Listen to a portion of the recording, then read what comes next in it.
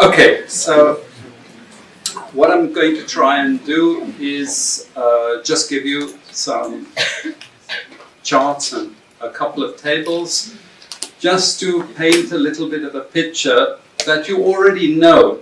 Okay, so what this presentation is fundamentally designed to say is this.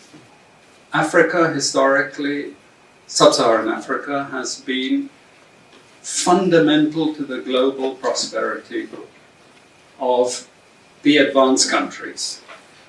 Okay? And Africa had a role to play. It has a role as a raw material producer. We will not allow sub-Saharan Africa to escape that. Okay, we do everything to keep sub-Saharan Africa where it is, also impoverished. It's absolutely vital for the prosperity of everyone else. So let's get clear about that. Okay, and this means all the economic structures, all the global institutions, and the economics we teach everyone is all designed to keep Africa exactly where it is. And whether it is Europe or US or now China, it's always the same. We need Africa to be impoverished because we need those raw materials and we need them dirt cheap. Okay, so that's the message. It doesn't mean to say that there's nothing Africans can do. Of course there is. Okay, but this is the opposition that they're fighting. This is what it's about. Because if Africa does do something different, I assure you living standards of all those in Europe and North America and Asia is going to fall. Okay? And that is a big price to pay. I assure you that the West is not going to allow that without a big fight. Okay, so this is what it's fundamentally about. What I want to show you is how these structures are operating. It's just 20 minutes, so we can't do very much, but just to give you a little bit of an idea. And why I keep the ideology part there is because we are part of the producers of ideology. At universities and academic institutions, we are complicit in this whole enterprise. Okay, so the job of many Western academics is to convince Africans they have to keep doing what they're doing.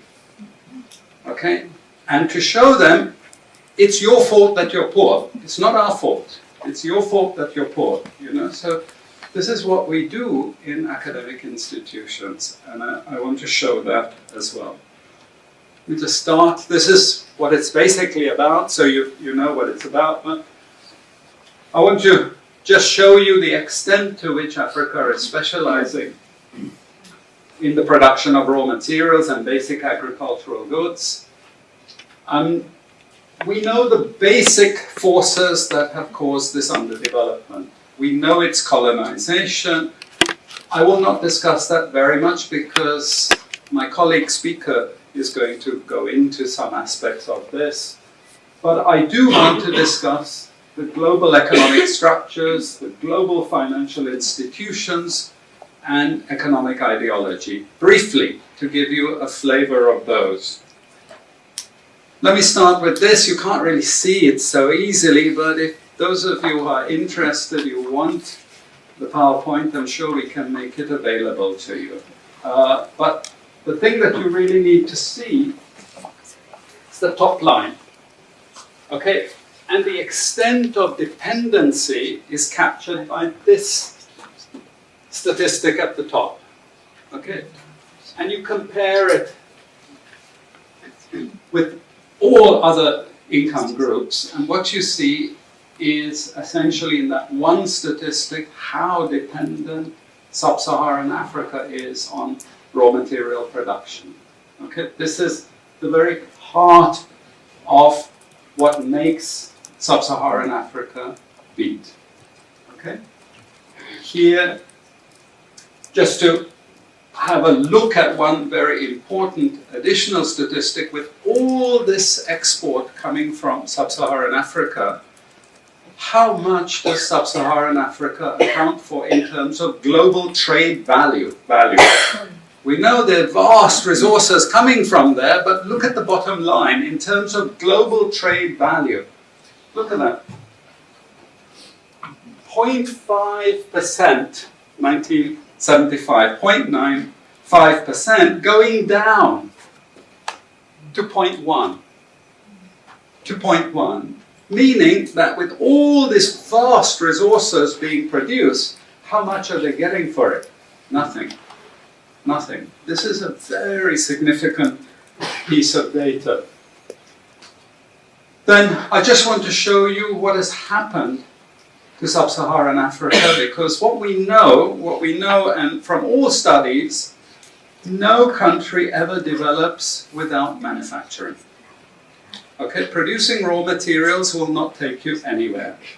Producing basic agricultural goods will not take you anywhere. And let's have a look at how much manufacturing activity takes place in sub-Saharan Africa. We can look over the last 15 odd years, 15, 20 years. And we see manufacturing has actually declined as a percentage of the total. This is percentages of total production in sub-Saharan Africa. How much of it is accounted for by manufacturing? So this figure here is 17% of the total. Most of the rest, when we talk of industry, it includes manufacturing, but the bulk of it is mining. Okay? Raw material extraction. This is the bulk of it. And here we see actually raw material extraction has stayed the same. What has caused industry to fall is the fall in manufacturing production. This is deliberate because we will never, as Western economists, as Western policymakers, we cannot afford to allow Africa to industrialize and start producing manufactures. Okay, so we will do everything to stop that. And I'm going to show you how we actually block that.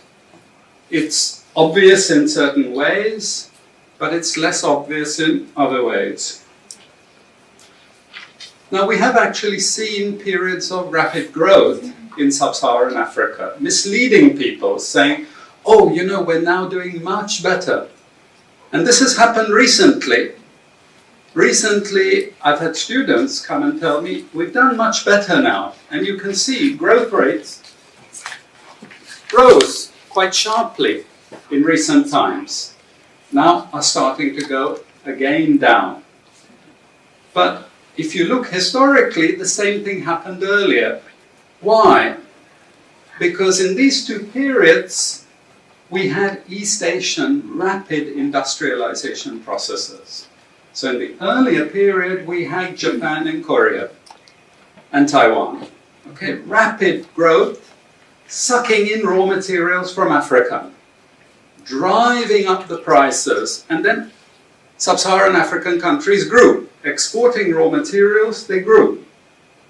But after those countries finished industrialization, then sub-Saharan African growth rate again fell. Okay, but along comes China. Next wave. Okay, again, sub-Saharan African growth rises, but now China is going down. As many of you now know from the press, China is going down. But sub-Saharan Africa is going down even faster. And we're going to go back to where we were again, with very low prices of raw materials, very low growth rates, and again, the sorts of poverty that we saw once before. Because, bottom line, sub-Saharan Africa is condemned to this role. Just the supplier of raw materials, not a manufacturer. Okay.